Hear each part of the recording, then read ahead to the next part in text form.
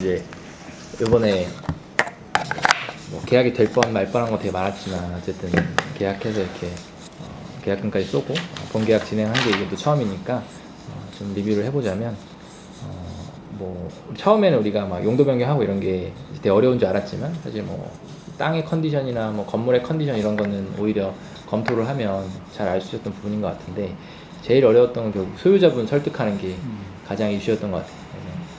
이분이 당연히 지금 익선동에서 호텔을 운영하고 계시니까 이 숙박업에 대한 이해도도 있고 또 다른 임대인도 마찬가지인 것 같아요. 이쪽 지역에서 관련된 업을 하고 계신 분들은 좀 더 프렌들리하게 좀 협의가 되는데 그게 아닌 경우에는 확실히 이제 한 열에 한 8 이상은 꺼려 하신다. 아니면 이제 임대료를 뭐 더 많이 받으려고 하신다. 뭐 이 정도 이슈가 있었던 것 같고.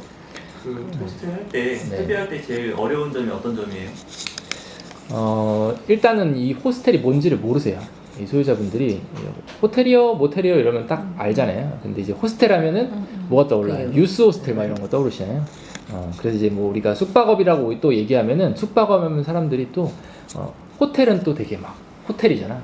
그러니까 또 약간 안 좋은 쪽의 숙박시설 뭐 모텔인데 막 좀 지저분하고 그리고 이제 그게 그럴 수도 있는 게 본인들 건물에 다 유흥주점이랑 이런 게 다 들어가 있어요. 그래서 노래방도 들어가 있고 유흥주점이 이제 노래 부르 도와주시는 분들까지 와서 하는 분들이 이렇게 상시대기조 있는 이제 그런 곳이다 보니까 그런 거에서 플러스로 또 숙박시설 들어오면 자기 건물 완전 무슨 막 패키지 솔루션 같은 이제 그런 건물이 또 되는 느낌이겠지. 그래서 우리가 숙박업이라고만 하면 저 그런 거 안 해요 이러고 바로 끊으시는 그쵸. 분들도 있고 막 이래가지고. 근데 실제로 이번 임대인분 같은 경우는 숙박업을 하고 계시는데 일반 숙박업을 하고 계신 분이셨고 그래서 통화를 할 때 이게 어떤 숙박업을 너네가 하냐 근데 관광 숙박을 한다고 말씀을 드렸는데 관광 숙박을 알고 계심에도 재차 확인하시면서 어떤 숙박업인지 그러니까 이분 같은 경우는 좀 이해도가 있으셨는데 저희가 얘기를 할 때 이제 저희가 흔히 알고 있는 원룸텔이나 게스트하우스 이런 거 들어가시는 줄 알고 걱정을 하시다가 관광이라는 얘기를 들으시고 나서 실제로 또 조력해 주시는 분도 계시고 하니까 확인하면서 이제 관광 호텔에 문제가 없겠다라고 해서 최종적으로 이제 임대 동의를 해주신 그런 케이스인 것 같아요. 그리고 우리 요거 하면서 평소에 이제 중개할 때 꺼졌나? 잠깐만 나 마이크 하나만 더 가지고 그 임차 의향서 쓰는 거랑 제안서 뭐 이런 것도 결국 이 영상 자체는 이제 우리가 이렇게 잘 설득하고 하니까 전문성 있으니까 의뢰하라는 건데 임차 의향서 그것도 화면 찍는 거죠. 그래서 요걸 우리가 평소에 중개하면서 안 했던 게 하나는 이제 임차 의향서라는 것도 우리가 이제 써가지고 뭐 우리 중개 법인에 대한 소개도 넣고 그리고 들어오시는 임차인 어떤 레퍼런스 좀 모아가지고 전달 드리고 요것도 하나 있었고 그리고 임차인이 없는 상태에서 사실 우리는 또 매물을 확보를 하다 보니까 이제 이 사업에 대한 소개서 그래서 이 업이 뭔지 그래서 이제 우리 실장님들이 매물 이렇게 확보하러 다닐 때 그거 갖고 다니면서 임대인들한테 전달 드려서 이게 이렇게 사실 건물도 좋아지는 거다. 그리고 이제 건물의 밸류 더 올라간다. 뭐 이런 것들 설득하는 과정이 생겼죠. 그래서 확실히 좀 어려운 것 같고 물론 이제 되게 많아지겠죠. 우리가 지금 요거 하나 했지만 계약이 지금 되려고 하는 것도 워낙 많고 그리고 워낙 시장에서 지금 아주 핫한 이제 아이템이기 때문에 되게 사례들은 많아질 것 같습니다. 그래서 앞으로 더 보편적인 형태의 이제 상품이 되겠지만 지금은 또 초창기다 보니까 그런 이슈들이 있는 것 같습니다. 그리고 이제 임차인 오늘 계약하신 분도 이제 홍대 쪽에서 고시원도 하시고 이제 에어비앤비도 하시는 분인데 이제 그 다음에 사실 뭐예요? 할 거 뭐 이제 호스텔밖에 없는 거죠. 넘어오셔야죠. 네, 그래서 이제 지금 나이도 이제 40대 정도밖에 안 되셨는데 이제 큰 결심하시고 뭐 한 예산 한 4억 정도를 가지고 움직이신다고 하시더라고요. 공사비가 모자라가지고 뭐 멈추고 이럴 것 같진 않은데 근데 그럼에도 저는 걱정되는 건 이 호스텔이 인허가에서도 사실 주무관청이나 얘기해 보면은 뭐 말이 달라진다거나 그러니까 완전히 달라지는 게 아니라 될 것처럼 얘기했었지만 본인들도 알아보니까 뭐 안 되는 쪽으로 간다거나 뭐 이런 거 워낙 많고 그리고 이제 기간에 대한 부분도 사실 이게 인허가가 들어가는 것들은 그게 끝나고 공사를 해야 하다 보니까 네네. 이게 사실 계속 못 받으면 공사를 아예 못 들어가는 상황이 발생합니다. 그래서 저도 그 시간 아껴보려고 옛날에 고시원 신촌에서 할 때 이제 좀 기본적인 거 해놓고 뭐 하려고 했는데 그게 딱 그 심의를 넣었던 게 안 됐어요 한 번에. 그러다 보니까 이게 딱 되면서 이제 거의 마다리가 맞아갈 줄 알았는데 좀 뭔가 해놨는데 이게 바로 통과가 안 되니까 불안한 거예요. 누가 민원이라도 넣으면 어떡하지? 그럼 다 철거하고 다시 심의받거나 가던 것도 멈추고 이러니까 근데 여기도 제가 봤을 때는 고시원만 해도 그런데 호스텔이 지금 중구 같은 경우도 용도 변경에 대한 경험이 많이 없어요. 그래서 이제 그런 부분이 분명히 통과가 한 번에 안 될 가능성이 되게 많을 것 같아요. 그래서 분명히 이게 불어 정도는 안 나오겠지만 보완이 분명히 많이 나올 것 같아요. 그러면 이제 뭐 1주, 2주 이렇게 넘어가겠죠. 그래서 임차인 입장에서는 이제 공사비에 대한 부분도 있을 거고 인허가에 대한 부분도 있어서 아마 지금 요즘에 개업하시는 분들은 그런 걸 다 돌다리를 막 두들겨 가면서 이제 해야 하다 보니까 전 되게 기대가 됩니다. 이 현장이 이제 이렇게 뭐 괜찮아 또 가는 것 같아요.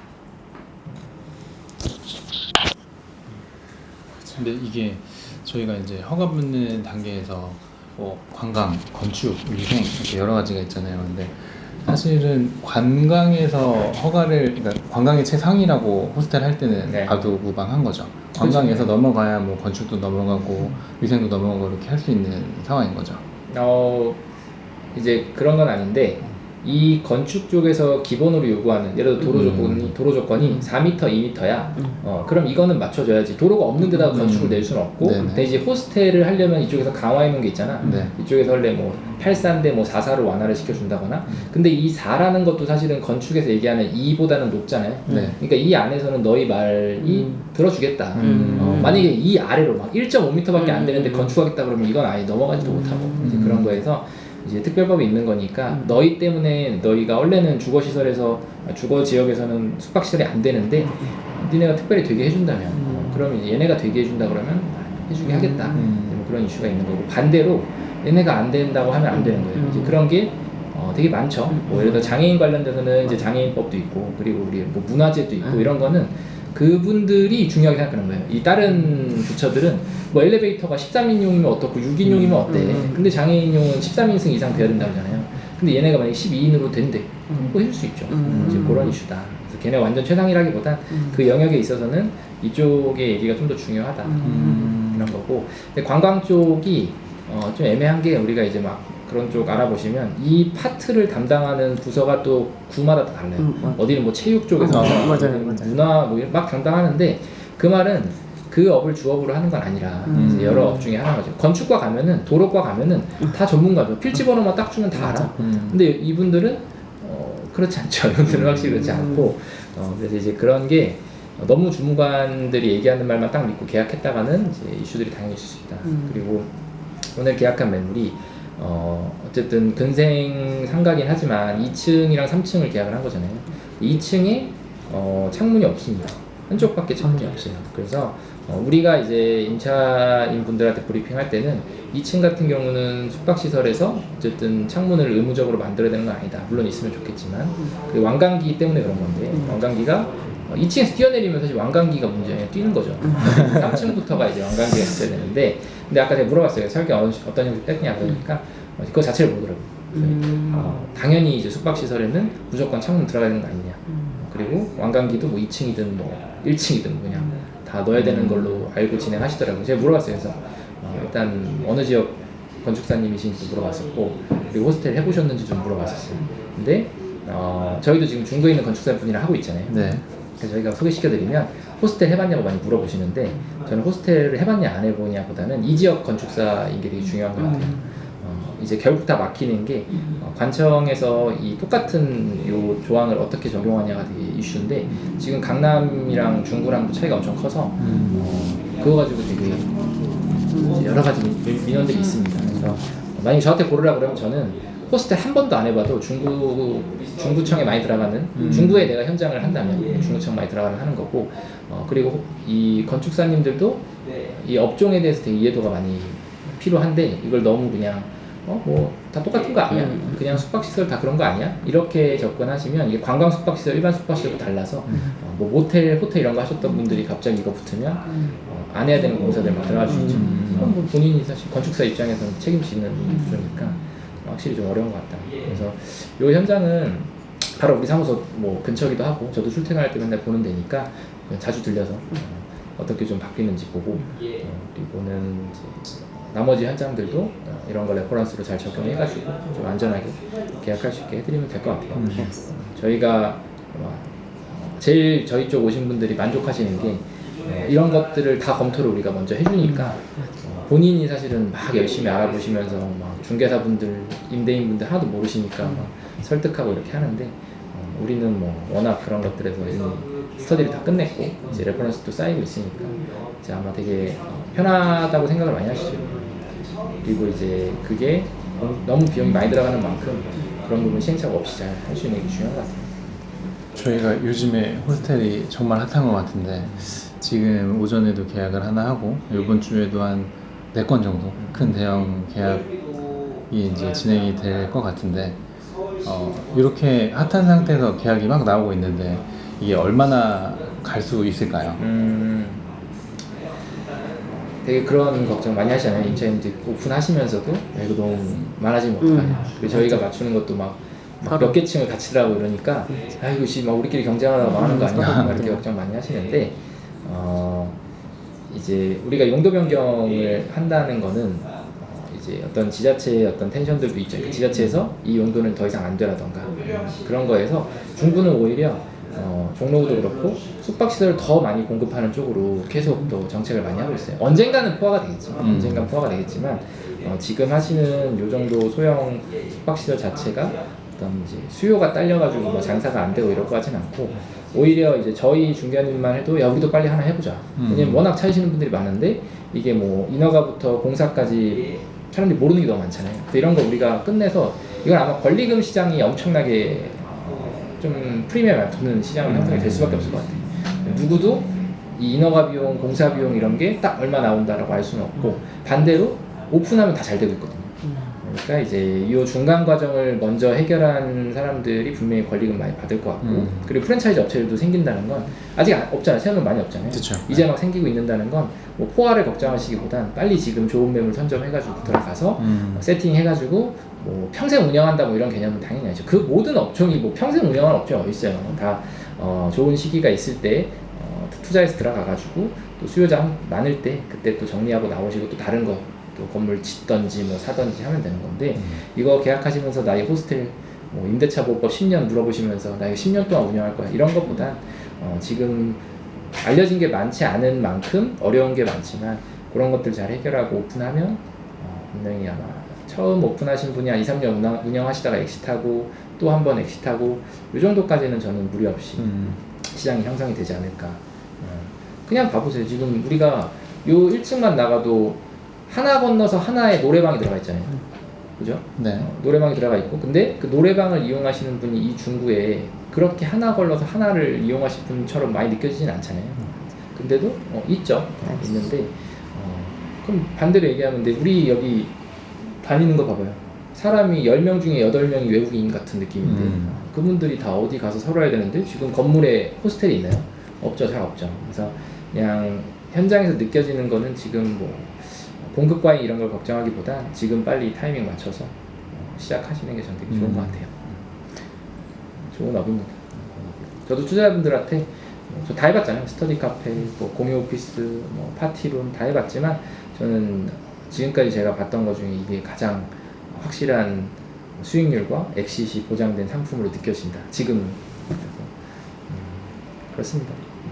어렵죠. 우리가 이제 우리는 임대인과 임차인을 다 설득해야 되니까. 둘 다 설득해야지. 그렇습니다. 열심히 해봐야 될 것 같습니다. 또 어떻게 뭐 감흥이 뭐 있나요? 이렇게 어떻게 중개해 보시니까 어떠셨나요? 중개는 고생 많이 하셨잖아요. 이번에 느낀 거는 일단 제가 일반적으로 뭐 카페나 이런 업이 아닌 임대차 계약을 하다 보니까 사전에 임대인분이랑 얘기할 부분이 너무 많았던 것 같아요.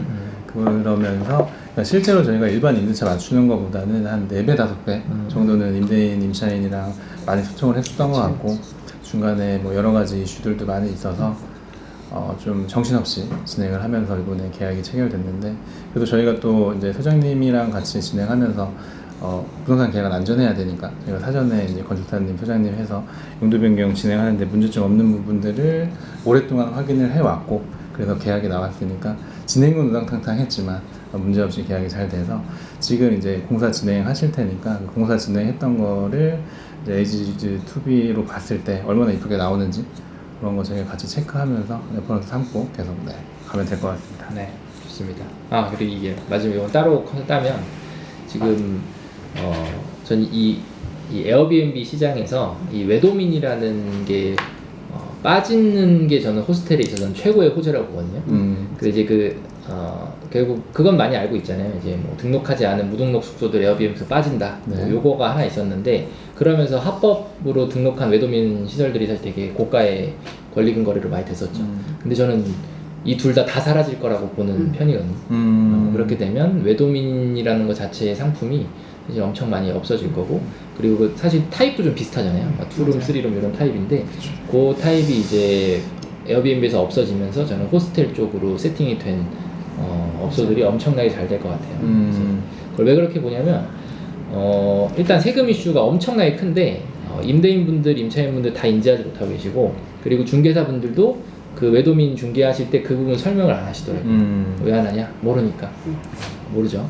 이게 뭐냐면 세무사님도 저도 되게 여러 세무사님들이랑 얘기를 했었던 거고 이제 검색해 보시면 그렇게 궁금한 세무사님들이 국세청에 질의한 것들이 있습니다. 네네. 그래서 외도민이 사실상 상업용으로 사용을 하고 있는 거잖아요. 그렇죠. 근데 주택에서.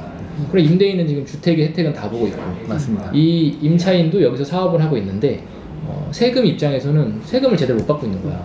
그런 거였으면 당연히 임대인도 상업용 비주거용 시설로 해서 면세인 거 다시 과세로 바꾸고 네네. 그리고 뭐 비과세 혜택이나 1주택 비과세, 재산세 뭐 이런 것도 사실 다 내가 주택을 갖고 있기 때문에 받았던 혜택들이 있잖아요. 근데 사실상 여기 그걸 사용하시는 분 입장에서는 부가세를 받는 서비스를 여기서 이용을 하고 있죠. 그럼 나는 면세로 지금 이걸 가져다가 부가세를 받으면서 지금 사업을 하고 있는 거고 그렇게 따지면 분명히 이쪽이든 이쪽이든 문제가 생기는데 저는 봤을 때는 임차인 문제가 훨씬 더 클 것 같아요.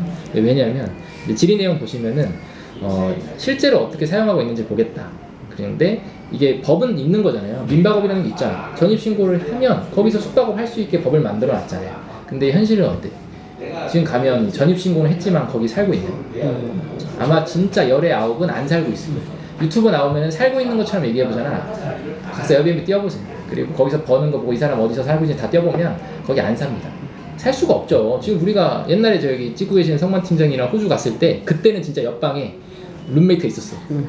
그리고 심지어는 이 방을 본인이 쓰던 걸 그날만 저희한테 쓰라고 주고 옆방 가서 자는 거야. 근데 그럴 수는 있어. 근데 그렇게 하는 사람 어딨어 지금 우리나라에서 에어비앤비 하면서. 그 말은 빌릴 때는 전입신고하고 그럼 임대인 이러겠지.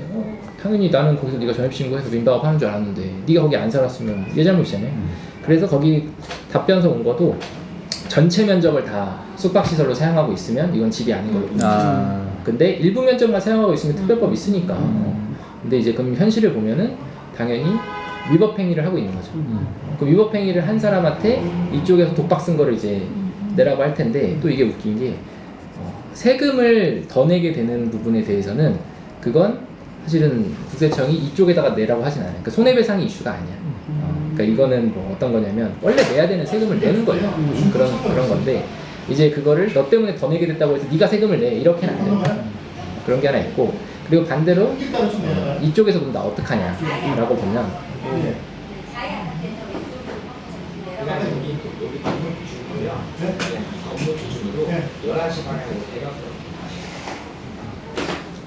그 이제 원컷으로 가시죠. 그건 또 오디오까지 신경 쓰는 지금 오늘 물리니까. 이거 편집 힘들어. 그래서 결국에는 일단 중개사 제가 봤을 때 이걸 중개한 중개사를 이 임대인 입장에서는 네가 설명을 하지 않았다라고 얘기할 거고 그러면 되게 중요한 일이죠. 되게 중요한 일인데 그럼 뭐라 그래? 중개사 뭐라 그랬어요? 자기는 몰랐다. 당연히 이 사람이 전체 면적을 다 그렇게 활용할 줄 자기가 어떻게 알아요? 이건 당연히 전입신고하고 그리고 실사도 그렇게 받았을 텐데 자기가 사는 걸로 해서 중개사 빠져나가죠. 그런 다음 이제 남은 거 임차인 내는 거죠. 그 임차인한테 결국 너 놈이 이거 이렇게 써가지고 이렇게 됐으니까 너 때문에 이렇게 됐다라고 하면서 이제 엄청나게 이 3자 간의 다툼이 저는 예상이 됩니다. 그리고 이거를 중개사가 만약에 설명한다? 외도민 물건 중개할 수 있는 중개사 없을 거예요. 누가 합니까 진짜. 그래서 저는 지금 빨리 말씀드리는 게 임차인 입장에서는 빨리 전입신고를 거기 해놓으셨으면은 정리가 될 때까지 가서 사는 신용이라도 하셔야 된다. 그래서 실제로 그런 거 되게 중요해 보이고 그리고 이런 게 되게 많으면은 그 중에 제일 못된 놈들을 많이 잡아요. 그래서 본인이 그래도 최소한 뭔가 이거를 보완해 보려고 좀 노력을 한다거나 아니면 이제 임대인 입장에서도 이거 나 그때는 몰랐으니까 우리 빨리 이거 정리해가지고 계약 해지해서 원 상태로 돌려놓자. 그래서 빨리 협의하셔야죠. 임대인도 만약에 내가 외도민 한다 그래서 이 민박업 한다 그래서 만약 임차를 줬다. 엄청 많을 거예요. 중구, 홍대 이런 데는 거의 그냥 집이 없을 거예요. 월세 많이 준다고 하니까. 근데 실제로 그러면 이 사람이 그 집을 그렇게 사용하고 있는지 한번 보시고 그렇게 만약에 전입신고를 한 것뿐만 아니라 거기 와서 살고 있지 않다. 그럼 빨리 이거 계약을 해지하시던가 아니면 뭔가 조치를 취하라고 말씀을 해주셔야 될 것 같아요. 중개사도 본인이 설명 안 하고 중개했으면 이 부분 빨리 서로 인지시켜가지고 정리될 수 있게 하지 않으면 이거는 진짜 어마어마한 폭풍이 올 것이다. 제가 봤을 때는 호스텔 프랜차이즈 많이 생겼잖아요. 이제 그런 데서 만약 컨텐츠 많이 이런 제가 지금 하는 내용 많이 내보낼 거예요. 왜냐면 이게 없어져야지 고객들 잘 되잖아요. 그래서 외도민이 숙박업 하시는 분들이 되게 싫어하세요. 모텔이나 이런 거 하시는 분들이 본인은 되게 큰 돈 들여가지고 공사해가지고 막 이런 거 하는데 거의 한 10분의 1 비용으로 이렇게 해가지고 하시잖아요. 그러니까 이제 그런 게 되게 이슈가 많았는데 결국 이 세금이 그런 부분을 저는 다 정리를 해줄 것 같습니다. 저도 외도민 얘기를 해주셨으니까 이제 생각을 해왔던 부분이 하나 있는데 외도민이 권리금이 되게 많이 붙었잖아요. 네, 그쵸. 끝인가 아니면 정말 팔팔 탈 때인가. 근데 이제 보니까 계약만 하고 권리로 넘기시려고 하시는 분도 되게 많으신 것 같더라고요. 근데 외도민을 보면은 뭐 작게는 보증금 1,000만 원에서 비싸게는 보증금 5,000만 원. 보증금 5,000에 권리까지 내고 들어갔다. 거기 들어가서 안에 스타일링을 한다. 그러면은 뭐 다 다르겠지만 1억 정도까지는 비용이 쓸 수 있다고 생각이 되거든요.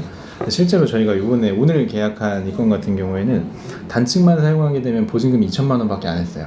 월세도 외도민으로 할 수 있는 월세 금액대였거든요.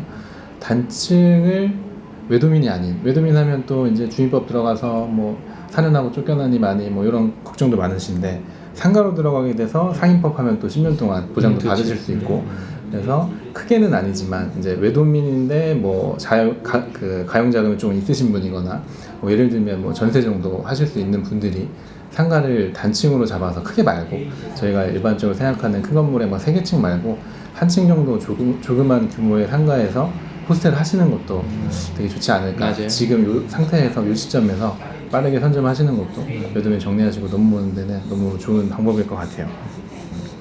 좋습니다. 오늘 호스텔 첫 계약 고생 많이 하셨고 시작으로 일주일에 하나씩 합시다. 일주일에 2개씩. 2개씩. 두 개씩. 네. 3개 되고. 고생하셨습니다. 네, 수고하셨습니다. 고맙습니다.